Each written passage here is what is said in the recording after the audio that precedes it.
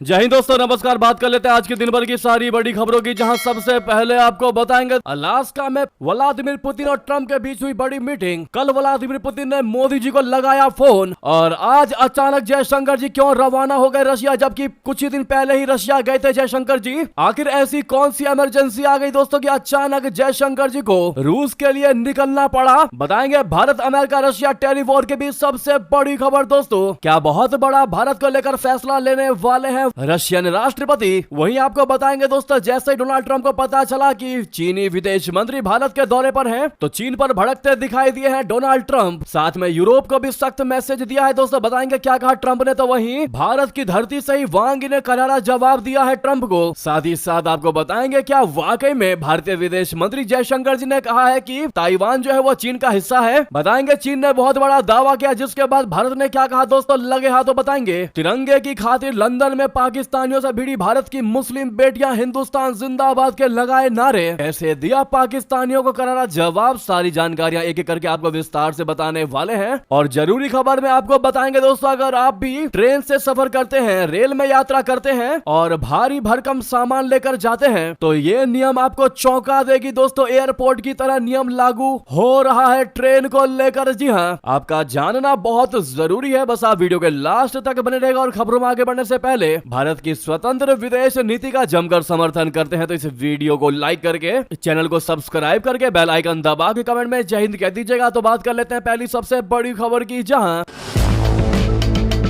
अमेरिकी राष्ट्रपति Donald Trump ने रूस और यूक्रेन युद्ध सुलझाने के लिए बैठक की। वहीं इस बैठक के बाद रूसी राष्ट्रपति व्लादिमीर पुतिन ने तुरंत प्रधानमंत्री मोदी जी को फोन लगाया और दोनों नेताओं के बीच बहुत बड़ी बातचीत हुई। इसके तुरंत बाद ही दोस्तों अगले दिन यानी आज मंगलवार 19 अगस्त को भारतीय विदेश मंत्री जयशंकर जी भी रशिया के दौरे के लिए रवाना हो गए। भारतीय विदेश मंत्रालय ने बताया कि जयशंकर जी को रूस के प्रथम उप प्रधानमंत्री डेनिस मंटूरोव ने रशिया दौरे का निमंत्रण दिया है। विदेश मंत्री डॉक्टर जयशंकर जी मॉस्को में भारत रूस अंतर सरकार आयोग यानी IRIGC टेक के 26वें सत्र की सह अध्यक्षता करेंगे और इंडिया रशिया बिजनेस फोरम को संबोधित करेंगे। इस दौरान जयशंकर जी रूसी विदेश मंत्री सर्गेई लावरोव से भी मुलाकात करके द्विपक्षीय एजेंडा और वैश्विक मुद्दों पर चर्चा करेंगे। जी हां दोस्तों, गौर करने वाली बात यह है कि इस चर्चा में टैरिफ पर भी बड़ी बात हो सकती है दोस्तों। इसके बड़े अटकलें लगाए जा रहे हैं। इस बैठक में दोनों नेता द्विपक्षीय एजेंडे की समीक्षा करेंगे और क्षेत्रीय तथा वैश्विक मुद्दों पर विस्तार से विचार विमर्श करेंगे। दोस्तों का जी का रशिया का यात्रा और भी ज्यादा महत्वपूर्ण हो जाता है, जब हाल ही में विदेश मंत्री जयशंकर जी रूस से होकर वापस लौटे थे और फिर कुछ ही हफ्तों के अंदर दोबारा से रशिया जा रहे हैं। इसको बहुत ही ज्यादा महत्वपूर्ण बिजनेस स्ट्रेटजी वाला दौरा माना जा रहा है दोस्तों, क्योंकि अगर नॉर्मल टॉक के लिए बुलाया जाता तो जयशंकर जी हो सकता था इस यात्रा को टाल भी सकते थे। लेकिन दोस्तों वाकई में जो अटकलें लगाई जा रही है कि कुछ ना कुछ बहुत ही ज्यादा महत्वपूर्ण वार्तालाप होने वाला है भारत और रशिया के बीच में। यही वजह है कि अचानक विदेश मंत्री जयशंकर जी को रूस के लिए निकलना पड़ गया। जी हां, और उनका ये रूसी दौरा दोस्तों पहले से फिक्स नहीं था, अचानक ये दौरा हुआ है। आपको बता दें कि मॉस्को में रूसी नेताओं के साथ जयशंकर जी की बैठक में रशिया से भारत की निरंतर ऊर्जा खरीद पर चर्चा होने की संभावना है। अमेरिकी राष्ट्रपति ट्रंप ने हाल ही में एक सरकारी आदेश जारी किया था, जिसमें नई दिल्ली द्वारा रूसी तेल की निरंतर खरीद के कारण भारतीय वस्तुओं पर 25% अतिरिक्त शुल्क लगाने का प्रावधान किया गया था। ट्रंप ने इन अतिरिक्त शुल्कों के बाद भारत पर कुल शुल्क 50% तक बढ़ा दिया। रशिया से कच्चे तेल खरीद का बचाव करते हुए भारत का कहना है कि उसकी ऊर्जा खरीद राष्ट्रीय हित और बाजार की गतिशीलता पर आधारित है। जी हां, हालांकि जयशंकर जी के रशिया पहुंचने के बाद दोस्तों क्या क्या बातें निकलकर सामने आती है, चैनल पर पहली बार आए तो सब्सक्राइब करके बेल आइकन जरूर दबा लीजिएगा और हमारे इस यूट्यूब फैमिली के मेंबर बन जाइएगा दोस्तों। तो सब्सक्राइब करना मत भूलिएगा और साथ ही साथ कमेंट में ऑल द बेस्ट जयशंकर जी जरूर आप सभी लिखिएगा दोस्तों। नेक्स्ट खबर की बात कर लेते हैं, जहां रूसी तेल की खरीद को लेकर भारत के बाद अब चीन पर भी भड़का अमेरिका, वो भी तब जब वांग यी भारत के दौरे पर हैं। रूसी तेल की खरीद को लेकर भारत से चिढ़ा अमेरिका अब चीन पर अपनी भड़ास निकाल रहा है। अमेरिका के विदेश मंत्री मार्को रूबियो ने कहा है कि चीन रूसी तेल खरीद कर उसे रिफाइन करके ग्लोबल मार्केट में बेच रहा है। उन्होंने कहा यह तेल यूरोप भी पहुंच रहा है और इसीलिए यूरोप को प्रतिबंध लगाने की दिशा में और आगे आना चाहिए। मार्को रूबियो ने फॉक्स बिजनेस को एक इंटरव्यू दिया, जिसमें उन्होंने कहा कि अगर आप चीन पहुंच रहे तेल पर गौर करें तो वो तेल रिफाइन होकर वापस यूरोप को बेचा जा रहा है। यूरोप अभी भी प्राकृतिक गैस खरीद रहा है। अब यूरोपीय देश इससे खुद को दूर करने की कोशिश कर रहे हैं, लेकिन यूरोप अपने प्रतिबंधों के संबंध में और भी बहुत कुछ कर सकता है। दरअसल रूबियो से पूछा गया था कि क्या यूरोप अभी भी रूसी तेल खरीद रहा है, तो इस सवाल का जवाब देने के बाद रूबियो से यह भी पूछा गया कि रूसी तेल की खरीद को लेकर क्या यूरोपीय देशों पर प्रतिबंध नहीं लगना चाहिए। तो जवाब में दोस्तों मार्को रूबियो ने कहा कि ठीक है, मैं यूरोप पर प्रतिबंधों के बारे में प्रत्यक्ष रूप से नहीं जानता, लेकिन निश्चित रूप से सेकेंडरी प्रतिबंधों का उन पर भी असर होगा। तो वहीं दोस्तों भारत आए चीनी विदेश मंत्री वांग यी ने ट्रंप को तगड़ा दो टूक जवाब देते हुए कहा कि दुनिया बदल रही है और कोई भी एक तरफा फैसला नहीं चलने वाला तुम्हारा। जी हां, भारत के दौरे पर आए चीनी विदेश मंत्री वांग यी ने कहा कि भारत चीन संबंध सहयोग की दिशा में सकारात्मक रुझान दिखा रहे हैं। उन्होंने इस बात पर जोर दिया कि दोनों देशों को एक दूसरे को प्रतिद्वंदी के रूप में नहीं बल्कि साझेदार के रूप में देखना चाहिए। सोमवार को नई दिल्ली पहुंचे वांग ने विदेश मंत्री जयशंकर जी के साथ बैठक के दौरान ये टिप्पणी की कि भारत हमारा दुश्मन नहीं बल्कि एक साझेदार है, पार्टनर है। इस दौरान उन्होंने अमेरिका को भी निशाने पर लिया और कहा कि बदलती दुनिया में एक तरफा धमकियां और फैसले नहीं चलेंगे। उनकी ये यात्रा प्रधानमंत्री नरेंद्र मोदी जी की एससीओ समिट यानी शंघाई सहयोग संगठन के वार्षिक शिखर सम्मेलन में भाग लेने के लिए चीन दौरे से पहले हो रही है। बैठक में वांग यी ने विदेश मंत्री जयशंकर जी से कहा कि चीन भारत संबंध सहयोग की ओर लौटने की दिशा में सकारात्मक रुझान दिखा रहे हैं। उन्होंने कहा कि इस साल चीन और भारत के बीच राजनयिक संबंधों की स्थापना की 75वीं वर्षगांठ है और अतीत से सबक सीखा जा सकता है। उनका यह बयान पूर्वी लद्दाख गलवान घाटी में सैन्य गतिरोध के बाद 4 साल से अधिक समय तक संबंधों में आई नरमी की ओर इशारा है दोस्तों।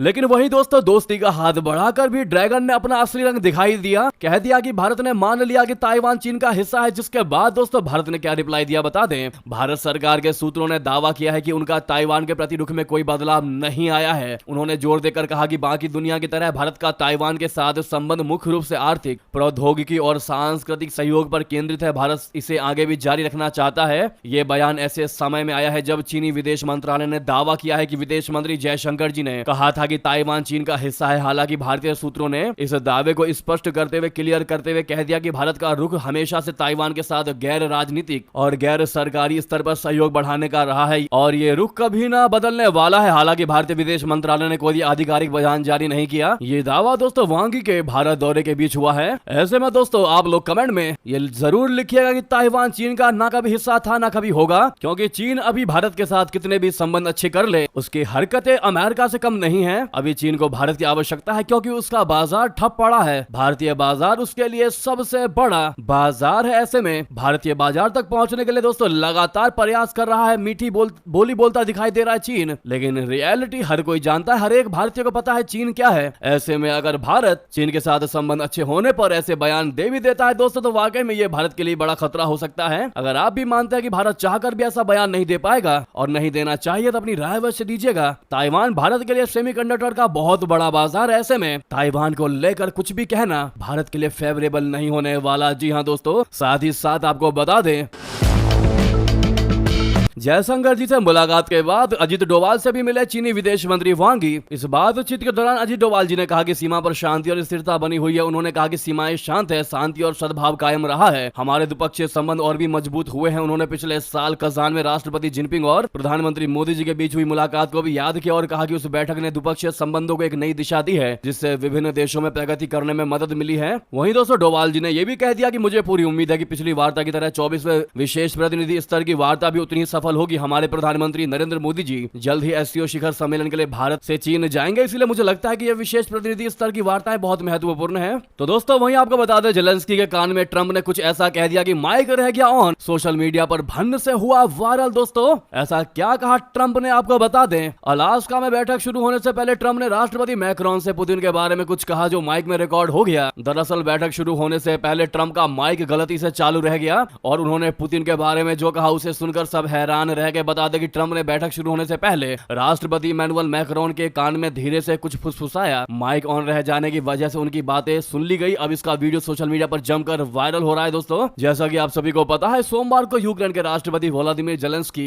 के साथ 7 यूरोपीय देशों के नेता व्हाइट हाउस में मौजूद रहे। इनमें फ्रांस के राष्ट्रपति इमैनुअल मैक्रोन, ब्रिटेन के प्रधानमंत्री कीर स्टारमर, जर्मनी के चांसलर फ्रेडरिक मेर्ज, इटली की प्रधानमंत्री जॉर्जिया मेलोनी, फिनलैंड के राष्ट्रपति अलेक्जेंडर स्टब, यूरोपीय यूनियन यूनियन की प्रमुख उर्सुला वॉन डेर लेन और नाटो के महासचिव मार्क रूट शामिल थे। यूरोपीय नेताओं के साथ बैठक शुरू होने से पहले ट्रंप और मैक्रोन एक साथ खड़े थे। तभी ट्रंप ने पुतिन के बारे में बात करते हुए मैक्रोन के कान में फुसफुसाते हुए कहा कि मुझे लगता है कि वो डील करना चाहते हैं, मुझे लगता है कि रूसी राष्ट्रपति व्लादिमीर पुतिन मुझसे डील करना चाहते हैं, वो मेरे लिए ये डील करना चाहते हैं। क्या आप इसका मतलब समझते हैं? ये सुनने में अजीब लग रहा है ना, लेकिन ये सच है। वहीं दोस्तों जेलेंस्की ने व्हाइट हाउस के बाहर पत्रकारों से पुष्टि की है कि वो अपने कट्टर शत्रु पुतिन के साथ द्विपक्षीय वार्ता के लिए तैयार हैं। वहीं मॉस्को में क्रेमलिन के एक सहयोगी ने कहा कि पुतिन यूक्रेन के साथ सीधी बातचीत के विचार के लिए खुले हैं। आपको बता दें कि 15 अगस्त को पुतिन के साथ ट्रंप की शिखर वार्ता में कोई युद्ध विराम ना हो सका, जिसके बाद अभी भी वार्तालाप का दौर जारी है। दोस्तों अब आगे आने वाले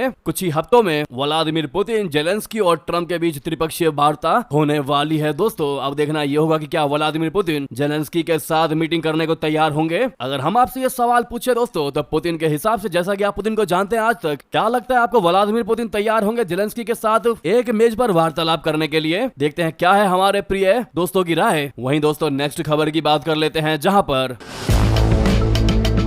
दोस्तों मॉस्को से भारतीय राजदूत का अमेरिका को तगड़ा जवाब। कहा टैरिफ हो या प्रतिबंध, भारत रूस दोस्ती को कोई रोक नहीं सकता। जी हां, रशिया से तेल लेने पर भारत को धमका रहे अमेरिका को मॉस्को से करारा जवाब मिला है। रशिया में भारत के राजदूत विनय कुमार ने कहा है कि टैरिफ हो या प्रतिबंध, भारत और रशिया की बढ़ती दोस्ती को रोका नहीं जा सकता। रूसी मीडिया से बातचीत में कहा कि भारत और रूस के बीच दोस्ती बहुत ही ज्यादा ओल्ड है, पुरानी है, ये संबंध दशकों में बने हैं। उन्होंने कहा कि भारत और रशिया के बीच संबंध अब परमाणु ऊर्जा, स्पेस, दवाएं और ट्रांसपोर्ट के क्षेत्र में भी बढ़ रहा है। उन्होंने कहा कि भारत के कुडनकुलम में रशिया की सरकारी कंपनी रोस्टम 6 परमाणु रिएक्टर लगा रही है। इसमें 2 प्लांट से बिजली पैदा होना शुरू भी हो गया है। उन्होंने कहा कि ब्रह्मोस मिसाइल द्विपक्षीय सहयोग का शानदार उदाहरण है। रूस की सरकारी मीडिया स्पुतनिक के साथ बातचीत में विनय कुमार जी ने कहा कि ब्रह्मोस मिसाइल युद्ध में सफल रही है और दुनिया भर की इसमें रुचि बढ़ रही है। भारतीय राजदूत ने कहा कि हम रशिया के साथ कई अन्य क्षेत्रों में सहयोग कर रहे हैं ताकि उनका भारत में निर्माण करके किसी तीसरे देश में निर्यात किया जा सके। भारतीय कंपनियां आज रशिया की जमीन पर उत्पादों का निर्माण कर रही है। उन्होंने प्रधानमंत्री मोदी जी और रूसी राष्ट्रपति व्लादिमीर पुतिन के बीच दोस्ती की भी जमकर तारीफ की। उन्होंने कहा कि दोनों नेताओं के बीच पर्सनल केमिस्ट्री न केवल कैमरे के सामने अच्छी है, बल्कि निजी बातचीत में भी दोनों बहुत अच्छे हैं। दोस्तों वाकई में अमेरिका चाहे कितना भी टैरिफ लगा ले भारत पर, कितना भी दबाव बना ले भारत पर, भारत और रशिया की दोस्ती अनब्रेकेबल है, जो कभी टूट ही नहीं सकती। जी हाँ, अगर आप भी ये बात मानते हो तो सामने लाइक का बटन अभी तक लाइक नहीं किया तो इस वीडियो को लाइक कर दीजिएगा।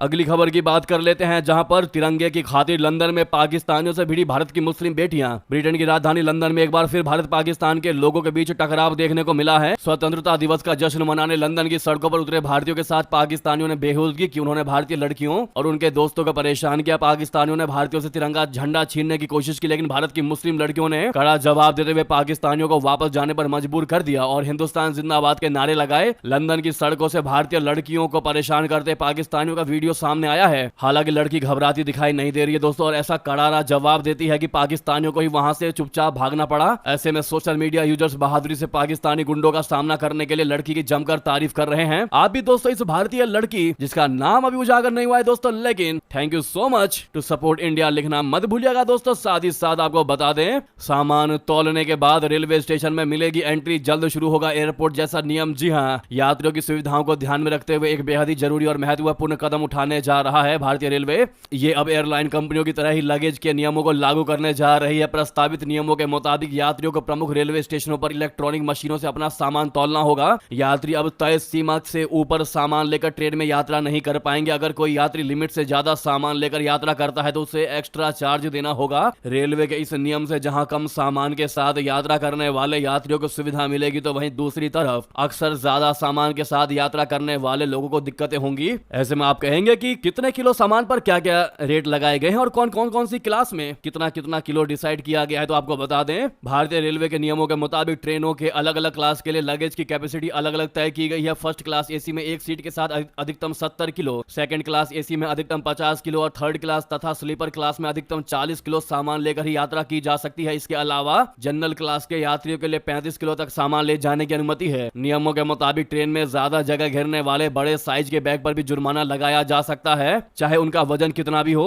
हालांकि दोस्तों क्या एक्स्ट्रा चार्जेस लिए जाएंगे, क्या जुर्माना लगाया जाएगा, वो अभी क्लियर नहीं हो पाया है। जैसे ही उसकी जानकारी आएगी सबसे पहले आपको बताएंगे दोस्तों। इसीलिए हमारे इस चैनल पर नए हैं तो सब्सक्राइब करके बेल आइकन जरूर दबा लीजिएगा और सभी लोग वीडियो को लाइक भी कर दीजिएगा और कमेंट में जय हिंद कहना बिल्कुल मत भूलिएगा। मिलता अगली बड़ी खबर में। बहुत बहुत धन्यवाद, बहुत बहुत आभार। जय हिंद, जय भारत।